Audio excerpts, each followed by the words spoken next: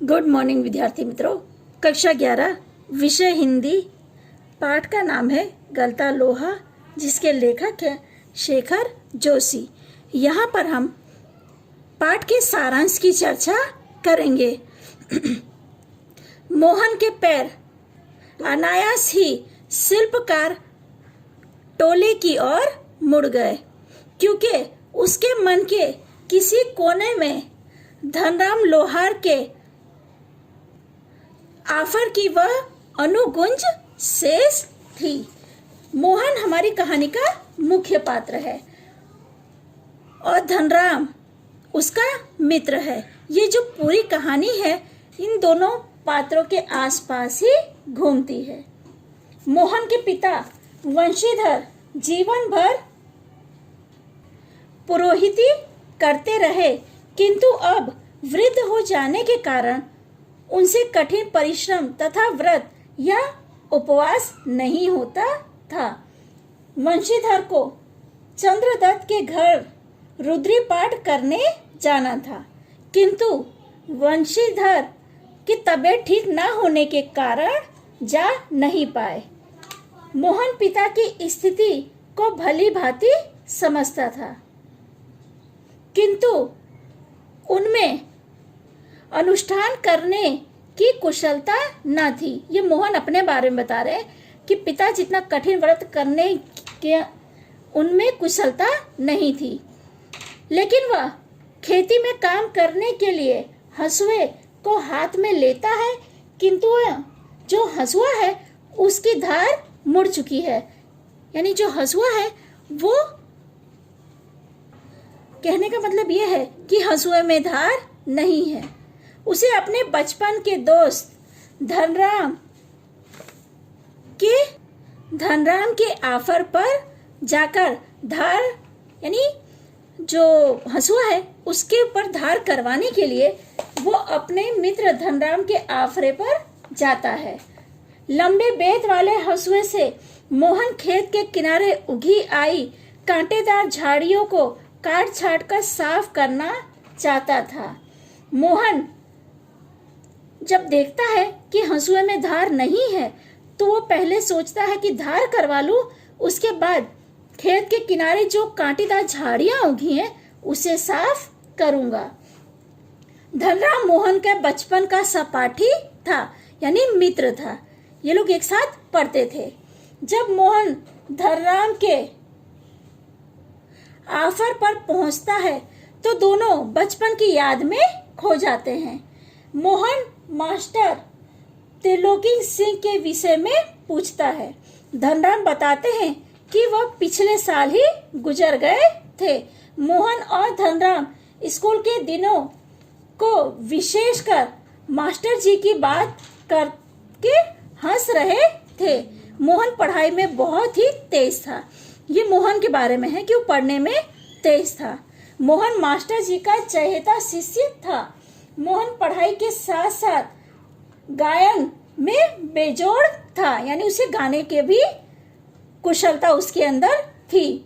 इसीलिए मास्टर जी ने उसे पूरी स्कूल का मॉनिटर बना रखा था। मोहन ही सुबह सुबह प्रार्थना शुरू करवाता था। मोहन को लेकर मास्टर त्रिलोकी सिंह को बड़ी उम्मीद थी।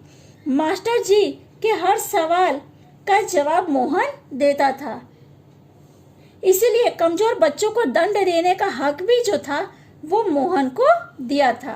धनराम ने भी कई बार मास्टर जी के आदेश पर धनराम को मारा था। धनराम के मन इसके चलते थोड़ी बहुत ईर्ष्या थी, किंतु वह मोहन के प्रति आदर व स्नेह भी था, क्योंकि बचपन से धनराम के मन में जातिगत भेदभाव की हीनता बैठा दी गई थी। क्योंकि जो ये धनराम था वो छोटी जात से था और जो मोहन था वो ब्राह्मण के घर से था। यानी जात पात का भेदभाव जो धनराम के मन में था वो बचपन से बैठाया गया था। तथा मास्टर जी भी मोहन को ही तेजस्वी छात्र मानते थे तथा कहते रहते थे। मोहन एक दिन बहुत बड़ा आदमी बनकर स्कूल का और उसका नाम ऊंचा करेगा। इन सब बातों को लेकर मोहन ने कभी भी, यानी जो धनराम था, इन बातों को लेकर कभी भी मोहन के प्रति प्रतिद्वंदी नहीं समझता था। कहने का अर्थ यहाँ पर यह बताने की कोशिश की गई है कि मोहन पढ़ने में भी होशियार था, ऊंची जाति का था, और मास्टर हमेशा कहते थे कि वह कभी ना कभी कुछ ना कुछ अच्छा करेगा और स्कूल का नाम भी ऊंचा करेगा। इसके लिए जो धनराम था वो मोहन को कभी अपना प्रतिद्वंदी नहीं समझता था, क्योंकि प्रतिद्वंदी कौन होता है? जो पढ़ने में होशियार होता है या एक टक्कर का हो। पर यहाँ पे जो धनराम था वो पढ़ने में कमजोर था और जो मोहन था वो पढ़ने में होशियार था। इसकी वजह से धनराम मोहन को कभी भी अपना प्रतिद्वंदी नहीं समझता था।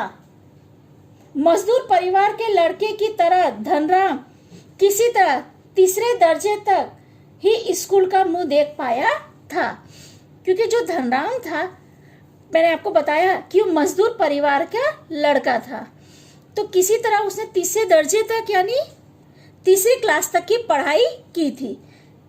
कभी कभार मास्टर जी उस पर विशेष ध्यान देते थे, इसलिए 13 का पहाड़ा याद ना होने के कारण धनराम की पिटाई होती है।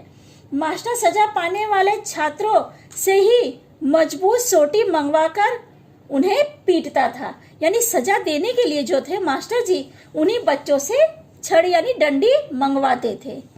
धनराम अपनी मंद बुद्धि या डर के कारण पूरे दिन घोटा लगाने पर भी 13 का पहाड़ा याद नहीं कर पाता। छुट्टी के समय जब मास्टर जी ने दोबारा 13 का पहाड़ा पूछा तब भी धनराम 13 का पहाड़ा सुना नहीं पाता, किंतु इस बात पर मास्टर जी ने उसके लिए उसे सजा नहीं दी, यानी जो उसने सोटी अपने लिए पसंद करके लाई थी उसे सजा नहीं देता, बल्कि कहते हैं चाबुक का उपयोग करते हुए कहते हैं, तेरे दिमाग में तो लोहा भरा है रे, विद्या का ताप कहाँ से लगेगा इसमें। इतना कहकर मास्टर जी ने अपने थैले में से 5-6 दोरोलियां निकालकर धनराम को धार लगा के लाने के लिए कहा। पिता गंगाराम ने अपने बेटे धनराम को हथौड़ा से लेकर घन चलाने की विद्या सिखा दी थी, क्योंकि क्या होता है जो पिता व्यवसाय करता है ना वो व्यवसाय अपने बच्चों को सिखा देता है। तो ये गंगाराम जो है वो धनराम के पिता थे, तो उन्होंने धनराम को हथौड़े से लेके घन चलाने की विद्या सिखा दी। एक दिन गंगाराम अचानक चल बसे, यानी धनराम के पिता की मृत्यु हो जाती है। धनराम भी पढ़ाई छोड़कर अपनी पुश्तैनी व्यवसाय जो है वह सहज भाव से संभाल लेता है, क्योंकि क्या होता है जो पिता व्यवसाय करता है ना, कई बार पुत्र वही सीखते हैं और उसी व्यवसाय को आगे बढ़ाते हैं। जैसे पिता ने धंधा किया तो वही धंधा बच्चे भी आगे बढ़ाते जाते हैं। उसी तरह गंगाराम ने जो आफर चालू किया था वही आफर धनराम ने संभाल लिया। मास्टर त्रिलोकी सिंह की भविष्यवाणी को सार्थक करते हुए मोहन प्राथमिक शिक्षण प्राप्त करके आगे की पढ़ाई करने के लिए छात्रवृत्ति प्राप्त करता है। वंशीधर का हौसला बढ़ जाता है। यहाँ पर धनराम के पिता की मृत्यु होती है और धनराम अपने पिता का व्यवसाय संभाल लेता है और वहाँ पर मोहन प्रथम कक्षा की पढ़ाई पूरी कर लेता है और उसे छात्रवृत्ति मिलती है। आगे की चर्चा हम लोग अगले वीडियो में करते हैं।